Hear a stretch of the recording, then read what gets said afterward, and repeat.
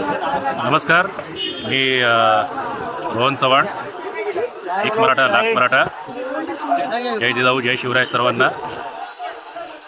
गेल्या वेळेला आम्ही सर्वजण इथे बाईक रॅली घेऊन आलो। पुन्हा आझाद मैदानामध्ये आमची पुन्हा एकदा सभा झाली, लाखोंनी माणसं आली, पण तरीसुद्धा मराठ्यांच्या पदरामध्ये काही पडलेलं नाही आहे।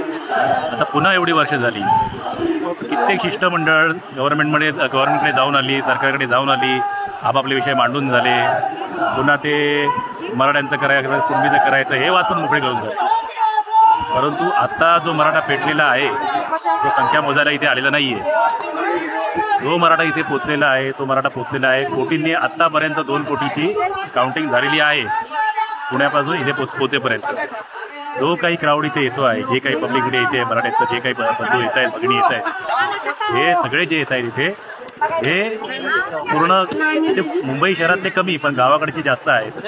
हे गावाकडचे जे येत आहेत ते इथे येतात गाव खातं उघडायला, आरक्षण घ्यायला, आणि आरक्षण जोपर्यंत घेत नाही तोपर्यंत इकडून हटत नाही। कितीही काही झालं, पोलिसांनी अडवू दे, शासनाने अडवू दे, तरी कोणी इथे जाणार नाही आहे, तिथून जाणार नाही आहे। जे काय करणार आहे जरांगे पाटील स्टेजवर सर्वांसमोर बोलणार, आणि त्याच्यानंतर सरकारकडून जे काही आदेश येतील, जो काही GR निघेल, केंद्रामधून जो काही GR निघेल तो घेऊनच इथून निघणार आहे। आणि त्या हिशोबाने मराठा असू दे किंवा इतरही कोणी, म्हणजे कुणबी असू दे, जे काही आहे सगळे आपलेच भाऊबंद आहेत। जो काही निर्णय लागेल तो सर्वांसाठी एकच निर्णय लागणार आहे।